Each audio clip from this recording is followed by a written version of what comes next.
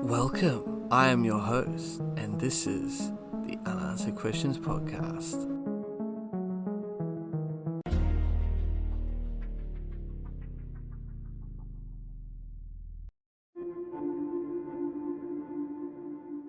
She was fun. She was a really fun girl, lovely girl. We were close, yeah, because there was just like the 2 years between us, so we were very close. On the 29th of January 1976, Tracey Patient was walking home from her friend's house in Chilcot Road. She was heading back to her parents' place in Henderson. It was only a very short walk. I can remember it clearly. I can remember coming back. She wasn't home. She was about half hour later, I think, than she was supposed to have been. And Dad and I went out in the car, just went around Henderson in the town and just looking around and couldn't find her. It was early 1976. The Patient family had moved out from England 2 years earlier. Tracy was only 13. She had a younger sister, Denise, and an older sister, Debbie. We just used to hang out, just go around with friends, or quite often have friends around to our house as well, or all of us go down to Glendine, go to the milk bar, do you call it? Like, you know, we get the milkshakes and stuff like that. Go to the cinema. On Saturdays, get the bus into the city. It was summertime, it was the school holidays. It was a Thursday evening and the weather was fine. It was a large concert on at Western Springs with the international band the Doobie Brothers were playing.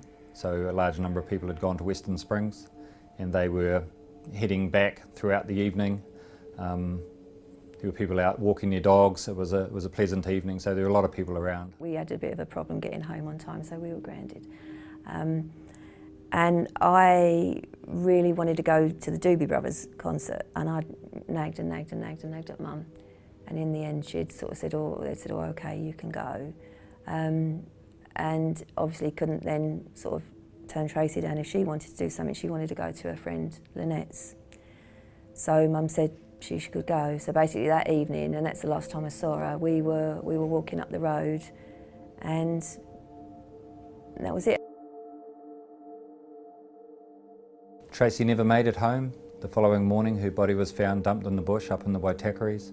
She'd been strangled with a stocking and her body discarded in the bush. She's only 13. And then the next day in the morning, can't remember what time it was, Mum and Denise and myself were sitting in the living room. Denise was on my lap. And Dad came home. You could see he was really upset. And Denise said, when's Tracy coming home? And my dad said, she's not. And what do you mean she's not? And he said, someone killed her. And just burst into tears. And I can just remember my sister, you know, she was only sort of 8, just going, no. And she says she remembers that me taking her into the bedroom. I don't really remember much after that, to be honest. There was an inquiry base set up at the old Scout Hall there in the middle of Henderson, and they carried out an extensive number of inquiries. People in the community who were known to police, and also lots of nominations from the public of people they suspected could be involved. Despite the police looking at over 850 suspects in the last 40 years, the offender has never been identified. This person has never been brought to account for this horrendous crime. It's a regret of my life, obviously, that I nagged my mum to go to this blinking concert. But when she said bye, I never, because she was walking up the road slightly behind me, and I never turned around. I just went, oh, okay, bye, see you later, and went off. And I just so regret not turning around. You know, you looking back, how are you supposed to know that's the last time you're going to see somebody? Tracy's family feel like this only just happened yesterday. Despite 40 years passing, for them it is very real. It was their daughter, their sister, and for her life to end like that, to be snatched away from them. As I say, it still affects them to this day as if it only occurred yesterday. Our driveway, you went up almost a slope to get to the driveway, and I just keep looking, and I remember saying to someone, I just keep thinking, because she was a bit of a practical joker, and I like, she's going to just come walking up and go, I fooled you, you know, it's a joke. And then at night time, you go to sleep, you wake up in the morning, and it's like about 2 seconds before you realise, and it's like, oh, you know, you think you've had a dream or something. Just awful, so hard to cope with. So hard to cope with.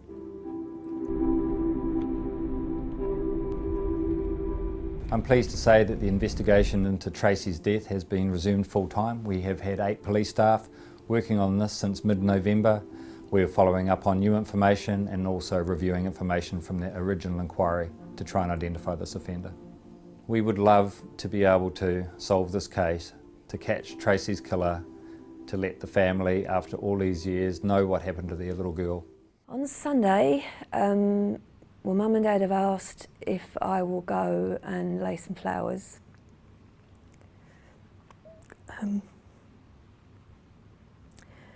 Where Tracy was found. I've never been there. I know in this day and age that's what people do if someone dies of an accident. You sort of put flowers there and that, but in those days you just didn't do it. And to be honest, I don't think I could have done. But that's what I'm going to do.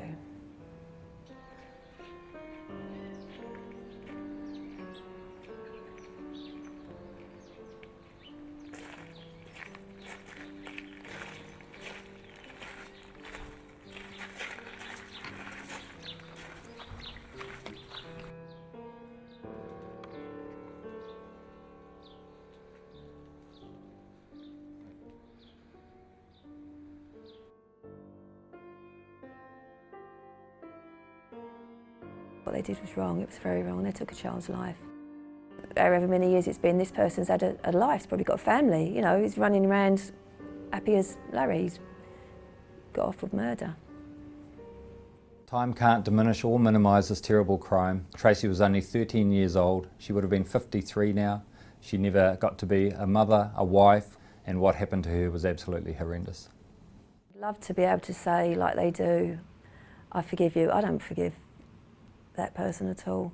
I hope that person's had an awful, awful life. I really do. Sorry. I hope they've thought about it, if not every day. I hope it's been on their mind. And I would love for them to give themselves up. Someone out there knows who was responsible for this. Loyalties change over time, and we want that key information to come through to us. We've got an 0800 number. It's 0800 000 111. We want people to phone us. My younger sister Denise, who was 8 when Tracy was killed, has written something here that I'd like to read out to you, if that's okay. The saddest thing for me is that I can't remember my sister. Whether that was due to my age when it happened or my memory blocking out the part in New Zealand, I don't know. And to put that down on paper really hurts because I feel so guilty that I can't remember. I do have memories of the night that she went missing and my dad coming in crying, telling us what had happened. Since it happened, I've always been frightened of the dark. I vaguely remember going out one time in the dark with my family after it happened and shaking terribly. Over the years, I've had terrible nightmares of someone trying to get me and always waking up just as they catch me. Because of what's happened to our family and how it has affected me, I've tried not to be really overprotective of my children, and I'm still fighting a battle with myself when they go out, especially at night time. And I hope, as we all do, that something comes of it. Regards, Denise Marjoram. The person responsible for this crime should come forward and speak to the police. It's been 40 years. It was a horrendous crime. I don't know how they can live with themselves. They need to come forward and get this off their chest. They need to call the police, come into the station, phone the number, make contact with us. That person should come forward. Operation Tracy. Call 0800 000 111.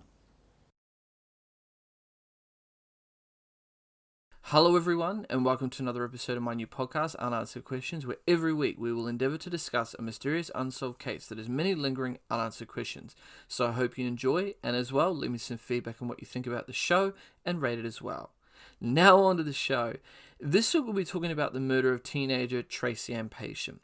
Now, a warning for this week's episode, viewer discretion is advised. I cover the unsolved death of a child, so if this in any way upsets or triggers you, I would suggest skipping this episode. The murder of 13-year-old Tracey Ann Patient has been one of New Zealand's most sensational cold cases. In the 40 years since her death, investigations have involved a mysterious signet ring, anonymous callers, and a 6-digit number that nobody knows the meaning of. On the night of Thursday, January 29th, 1976, Tracy went to a friend's house in Chilcot Road, Henderson. Tracy was due to be back home at her parents' house in Delwood Avenue at 9:30 p.m. Tracy's friend walked her halfway home, and they parted at the intersection of Great North Road and Edmonton Road at around around 9:30 p.m. She set off up Great North Road, and the last known sighting of Tracey Patient was outside number 295 Great North Road, Henderson. She was only 5 minutes walk from her home. However, exactly what happened to her that night isn't exactly known, as there is conflicting accounts of where she was seen and who with, and we may really never know exactly what happened to her during the time that her friend left her and the time that her body was found. The following morning, a man walking his dog found her body 15 kilometres away in a bush close to the Watakiri Dam car park on Scenic Drive. The coroner ruled her death as being due to homicide by strangulation by a ligature. Tracy had been strangled with her own stockings wound tight with a twig at the back of her neck. Her signet ring given to her by her boyfriend, and items of clothing were removed. The ring wasn't found with the body or lying around the surrounding area. There was no evidence of a sexual attack or defense wounds. Tracy was described as a sensible girl, unlikely to accept a lift from a stranger, and a leading theory was that she had been abducted, which I strongly agree with because of evidence I shall get into later. 30 detectives led by Detective Inspector Bruce Scott followed a number of leads, quickly looking for a cream or white 1967 Ford Cortina seen slowly following a female jogger near the police station of Great North Road just before Tracy arrived there. At one point in the investigation, police considered that Tracy may have fallen victim to an unidentified serial killer who targeted teenage girls in the 1970s. Mona Blades and Olive Walker, both 18, were also murdered in that decade. While there were similarities in these cases, there was no evidence which could conclusively link them to one another. They also sought a man said to have pestered 3 girls 3 nights earlier. A description and identical picture were published, and the man was found, but he was later cleared. Now, there were other significant clues in the case that are still puzzling to this day, and they include that 6 weeks after the murder, an anonymous woman phoned Youthline saying she'd seen a blonde girl who she thought was Tracy on Great North Road with a man in a brown suit. Both got into a brown car that drove off just after 9:30 p.m. However, despite public appeals, the woman caller was never found. A Ford Thames van was seen in the area at the time that Tracy vanished. About 15 months later, a road map with Tracy's name written on it was found in an old Thames van. The van's owner was cleared and the police tracked down 2 prior owners, but the owner at the time of the murder was never found. Which strikes me as odd for 2 reasons. One reason, of all the names to have been written down on the map, Tracy's name was written on it, which leads me to believe that the killer somehow knew her or had some type of connection to her. Otherwise, how would he know what her name was, and why would it be written down on a map that's inside of the van? Of all the names in New Zealand to have picked, it had to be Tracy.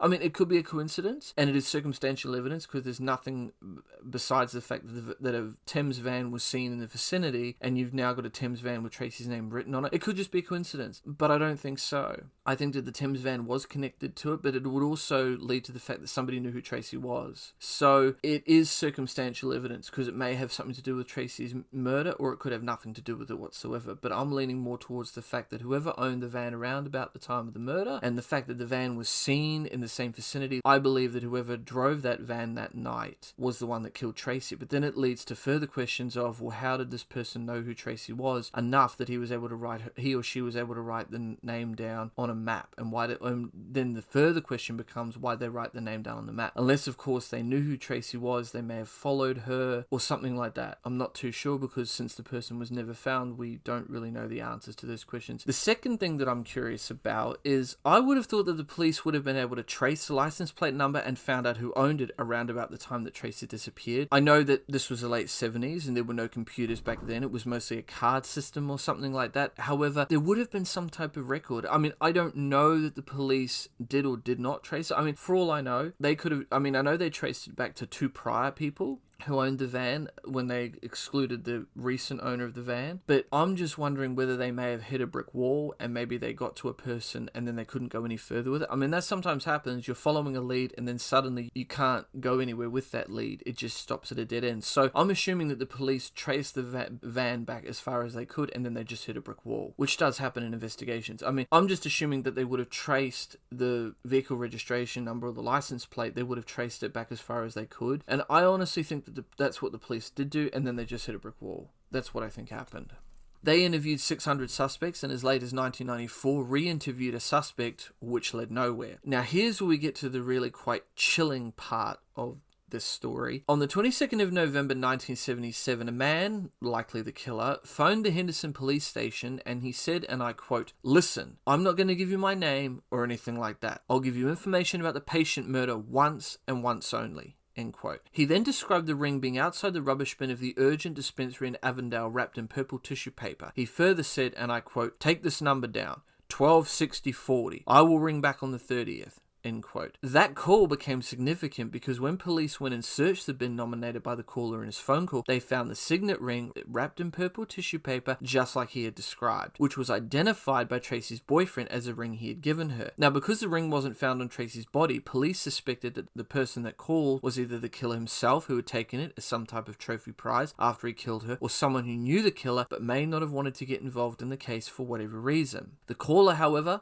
never rang back, and they were unable to trace the caller. So whoever it was and whatever their connection was to this case remains a mystery. Police then moved on and spent a significant amount of time trying to solve the 126040 clue. I mean, detectives tried everything, including phone numbers, social welfare benefit numbers, and military service numbers, but could never find out what the number meant. The case was reopened in 2016, and public responded with around 30 theories for the code. There are a number of great suggestions for the 126040 code and what it might mean. Some people on Reddit even suggested it might mean such things as the digits add up to 13, which is Tracy's age. Backwards it reads as the 4th of June 1921. There were approximately 40 New Zealand males born on this date, many who have served in the war and would have been 54 at the time of Tracy's disappearance. Assuming the police investigation was thorough, and I see no reason why it wouldn't have been, these have been treated as suspects and eliminated on opportunity and means. It is the same format as a New Zealand military service number, 12/6040. However, this serviceman died in action in World War II. In terms of an alphabetical code, 1 equals A and 2 equals B. The remaining numbers do not correspond to the 26-letter alphabet, so that doesn't really work. There was also the suggestion it was a tattoo number. Apparently, some ex-servicemen had their service number tattooed on their arm after World War II. It was known as the Dutch Dun or something like that. But none of those panned out. But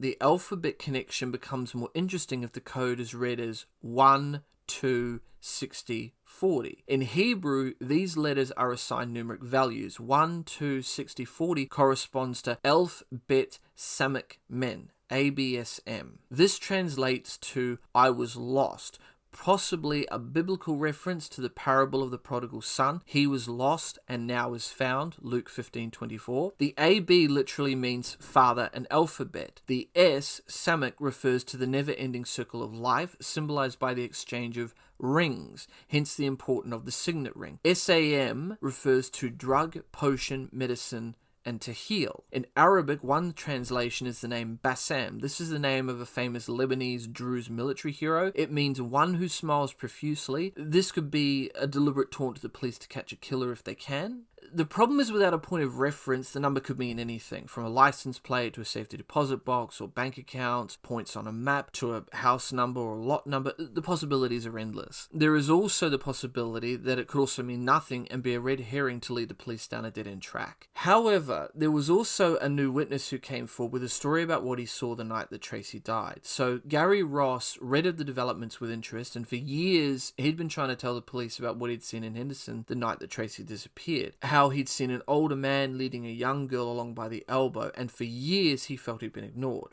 So first, what did Ross actually say that he saw? He remembered the evening very clearly. It was a Thursday, and he and a friend were in Henderson. Ross and his friend, who passed away years ago, were leaning against the parked car on the side of Great North Road. And I quote, "While we were chatting, I saw a young girl being hustled along the road by an elderly, well-aged to elderly gentleman wearing a hat. He was holding her by the elbow. She wasn't panicking at all, but she looked directly at us as she passed. I think that was her, Tracy, that was being escorted away. I'm quite sure it was her that was being escorted away by this guy. Absolutely, I was 3 or 4 meters away from them. I've seen her photographs in the newspapers, and I'm quite sure that was her. And it was about 9:30 at night, and Henderson was virtually deserted." End quote. Ross says that the next day when he heard on the radio that Tracy had disappeared from Henderson, he rang the police. He said the person he spoke to took down his details and said they'd be in touch, but nobody rang. He tried to pass on the information several more times over the years, most recently in 2011 when he saw that Detective Sergeant Murray Free was now in charge of the case. As they chatted, Ross figured out that he used to know one of Free's uncles through cricket. With that in mind, he thought he'd have more luck getting heard this time, but no. Quote,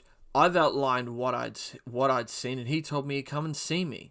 I'm still waiting." What's interesting about this account from Ross is that it is in complete contradiction to the last known whereabouts of Tracy that night. What Ross saw is significant for a number of reasons. It would appear never before have there been reports, at least publicly, of a girl fitting Tracy's description being led away by a man. Never before, at least publicly, have there been reports of a girl fitting Tracy's description in the vicinity of the Henderson shops that night. Remember that according to the original police accounts, she was last seen at the corner of Edmonton and Great North Road, and in the latest police account, she was outside 295 Great North Road. Both of these locations are several hundred meters east of where Gary says he saw Tracy that night. Now, according to the same article on stuff.co.nz, they contacted the police for an answer about why Ross was never interviewed about what he saw, or why none of this new information was followed up. And the police response was weird to say the least. What followed was a series of written responses from Detective Inspector John Sutton. At first, Sutton said Free had taken a statement from Ross, but later acknowledged it was a job sheet. A statement is generally a signed document in which a witness provides an account of what they've seen, whereas a job sheet is a police document in which an officer records notes from a conversation with a witness or other investigations undertaken on a case. This confirmed that police had never actually sat down with Ross to take a statement from him, a full formal account of what he saw. Why not? Sutton's response is as follows, and I quote, Detective Sergeant Free made an assessment on the information provided by Mr. Ross against the large amount of material provided by witnesses and gathered over the years. Detective Sergeant Free's assessment was made based on his vast insight of this case on information that Mr. Ross nor the public are privy to. Detective Sergeant Free has overseen the inquiries into the Tracey Patient case for the past 12 years and has an intricate knowledge of the many hundreds of inquiries that have been conducted since Tracy was killed in 1976, including the timings of the confirmed last known sightings of Tracy.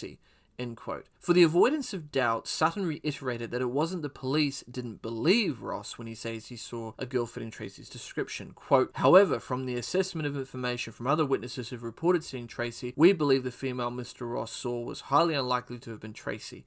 End quote. Later in the article, stuff.co.nz claimed they obtained the job sheet document under the Official Information Act. In it, Free suggests Ross's memory about the night is unreliable. This is based on the fact he says Ross said in their phone call that he was in Henderson that night after training for the league team he was helping coach. 29th of January is the height of summer, and in 1976, summer sports and winter sports had a clearer demarcation. Free writes in the job sheet. Unless Ross was playing at a high-level pre-session training in January, would have been very early. Stuff checked with Ross about this. He told them the club he coached actually did have pre-season training at that time of year. And besides, he said that with the passing of time, he has always said it was either after league training or cricket, which is consistent with what he told stuff.co.nz right when they first started dealing with him. Either way, the important point to him is that he was in Henderson that night. Besides, it seems an unusual assumption for Free to make, particularly when using it as a basis upon which to dismiss a potential witness in a murder investigation. The job sheet also captures Free's thoughts about what Ross said about trying to contact the police early on in the inquiry. Quote, I find it difficult to believe that if he had phoned the station with this information on day 2 of the investigation, that it wouldn't have been documented and attached to the file, wrote Free. Quote, he claims that he may have seen the victim being walked through Henderson by an older man, which would have been highly relevant, end quote. In other words, Free didn't believe that Ross had rung them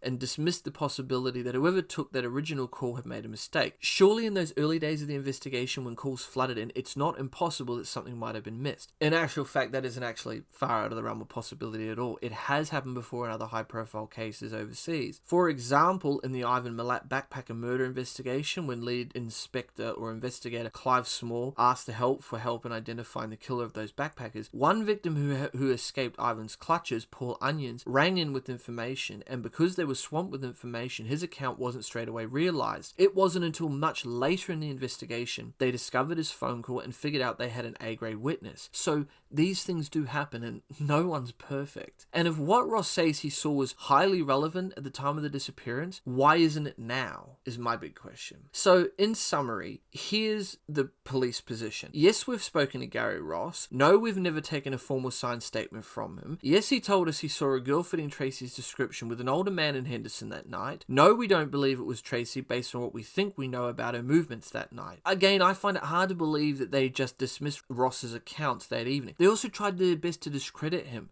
Twice. The biggest significance his account does is it places Tracy somewhere different than what was originally reported. Ross's final words on the matter were also very chilling. It is not something I want to forget. It is something that annoys me because it niggles me that they haven't done anything about it. The place was deserted. It's not as if you've got hundreds of people walking around the streets looking similar. It's highly unlikely there would have been 2 young girls of the same description in the same deserted street that night, which I tend to agree with. The odds of him seeing 2 different people in that same area around the same time are very slim to none. At best, it was Tracy he saw, at worst, it was a coincidence. The other thing I can't wrap my head around is why the police dismissed this guy's claims out of hand. Now, there was another interesting twist in this case, which was in 2010. A woman identified only as Rose came forward to claim that her neighbor's 21-year-old son killed Tracy after he was released from prison. Rose, who was just 11 years old at the time of Tracy's murder, claimed that following Tracy's murder, the neighbor's car was cleaned, repainted, and then sold. Rose also claimed that she saw the signet ring belonging to Tracy in her neighbor's house and that she also heard a confession from the mother. Nevertheless, investigators said that Rose's testimony was not credible. Now, what is interesting about this is I actually found an online message board in which Tracy's sister talked about some aspects of the case, including this. So Tracy's sister Debbie wrote, and I quote in this message board that I found, "A couple of years ago, I was contacted by a woman who told me that she was convinced that her ex-neighbor had killed Tracy. She wasn't sure if it was the dad or the son, but she said that the wife/mum found the ring in a box under the son's bed. She said that this woman showed her the ring and used to cry over it. She thought that one of the dad's son-in-laws might have been the person that contacted the police. According to my contact, the bloke used to abuse his daughters when they were young, and she thought this might be their way of getting back at him. My contact said that he had a tattoo on his arm that she thinks was 6 numbers long, the Dutch done. She had already been to the police before they contacted me, and I also told them about what she had said. They said they looked into her story, but concluded that she had an overactive imagination, even though she said she was prepared to swear in court that what she saw and heard was true." End quote. Following Tracy's murder, her family moved back to Britain. Her parents became the founding members of a support group named Parents of Murdered Children. Tracy's sister Debbie hopes the case will finally be solved and says what the killer did was unforgivable. Quote, "What they did was wrong. It was very wrong. They took a child's life. However many years it's been. This person's had a life, probably got a family. You know, he's running around happy as Larry. He's got off with murder. I don't forgive that person at all. I hope that person's had an awful, awful life. I really do." End quote. Over the last 44 years, the police have investigated 850 suspects, but the case remains unsolved. With that, this case remains open, but with many unanswered questions that still remain unanswered. I'm your host, and this has been the Unanswered Questions Podcast. Until next time. Next on Unanswered Questions, Milton William Bill Cooper was an American conspiracy theorist, radio broadcaster who hosted the show The Hour of the Time that opened with an air raid siren, commanding voices, barking dogs, screams and stomping jackboots. And he was also an author well known for his 1991 controversial book Behold a Pale Horse.